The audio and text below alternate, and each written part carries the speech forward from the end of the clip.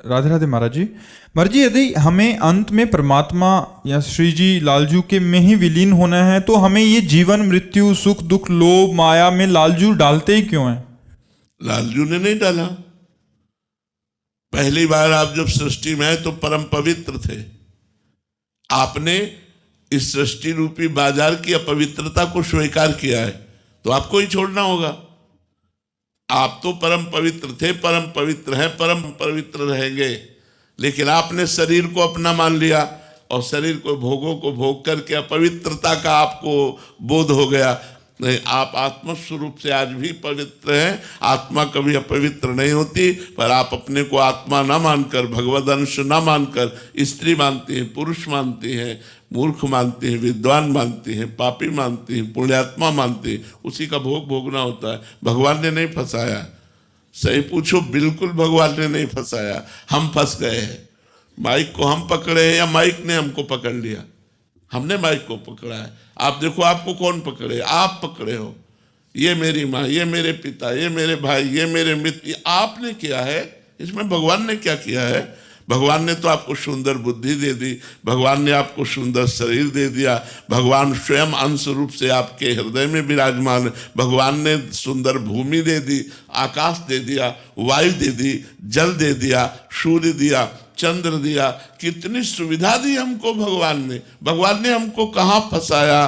भगवान ने हमको कब कष्ट दिया? हम कष्ट करने वाले आचरण जो हमें कष्ट परिणाम में दे, वो आचरण हम कर रहे हैं। हम परेशानियां मोल ले रहे हैं, हमने गंदगी बटोरी है, तो फिर हम ही को छुटाना पड़ेगा।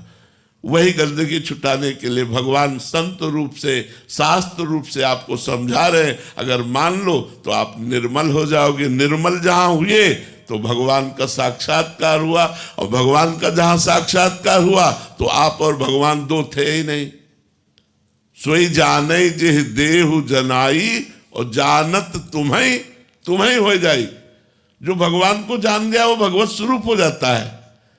भगवत स्वरूप का बोध होते ही आपका स्वरूप भगवान का ही स्वरूप है।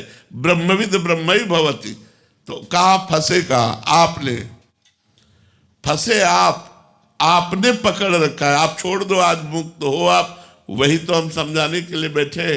पहले गलत आचरण छोड़ो, अच्छे आचरणों में आओ, फिर अच्छे आचरणों को भगवान को समर्पित कर दो, तो उससे कर्ता भाव हटेगा। जहां कर्ता भाव हटा तहां हृदय निर्मल हो गया, और निर्मल हृदय होते ही आपको अनुभव होने लगेगा कि मैं भगवान का स्वरूप हूं। तत्वमसि, मैं वही तत्व हूं, कोई और नहीं हूं। महाराज जी, मेरे को ये पूछना है कि अगर मतलब उन्होंने हमें जन्म दिया है और मतलब सही है, मैं आपकी बात से पूरा सहमत हूँ, पर उन्होंने हमें भेजा ही क्यों? मतलब वो अपने पास ही रख लेते हैं इस जीव जंतुओं, मनुष्य योनियों में।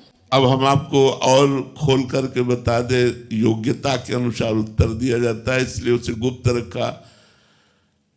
आप और भगवान दो नहीं है।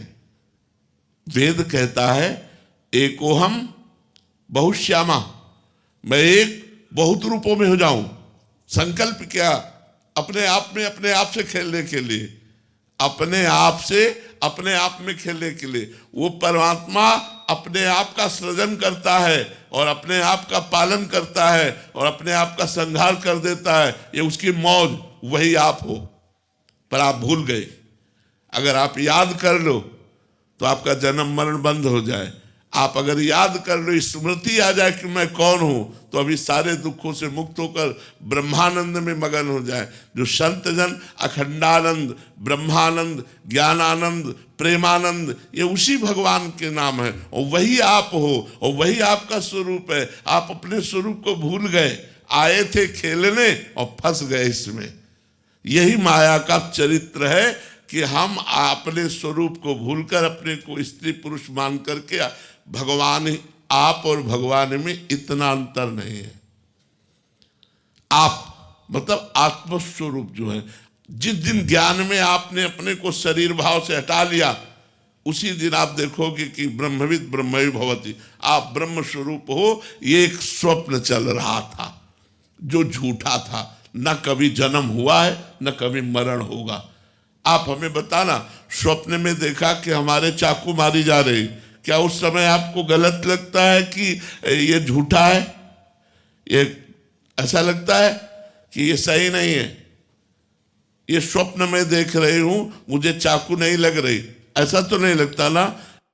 और जब आंख खुली तो हंसी आ जाती है, यार कुछ नहीं था, कोई ना चाकू थी, ना कोई चाकू मारने वाला था, ना मरने वाला था, कोई नहीं था, केवल मैं थी।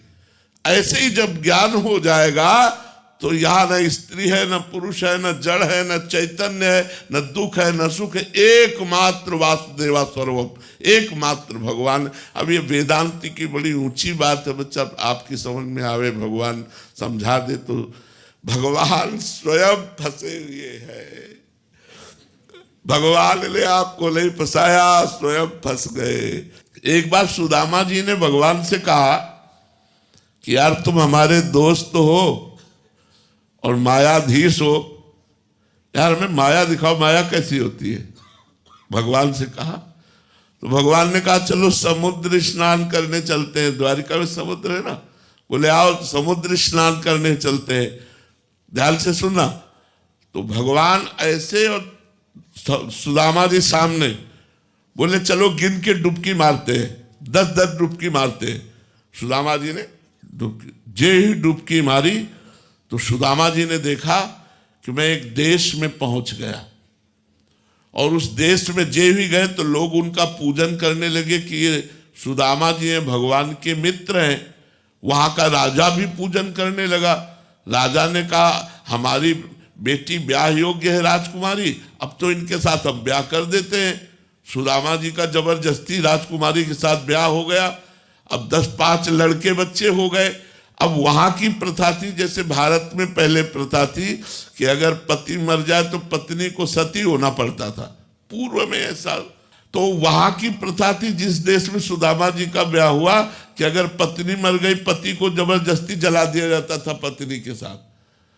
अब उनकी पत्नी मर गई, अब उनको जबरदस्ती 100 के साथ बांध दिया गया, और जे भी चिता में आग लगाने को हुआ, बोले श्री कृष्ण त्राहिमाम, रक्षा करो। तो भगवान ने ऐसे पकड़ा और उठाया, बोले यार लंबी डुबकी मार दिए क्या? बोले प्रभु ये क्या देख रहा था, हमारा तो ब्याह हो गया, लड़का बच्चा हो गया, कितने साल। बोले अभी अभी तो डुबकी मारी है तुमने। तो बोले ये क्या था? बोले यही मेरी माया थी।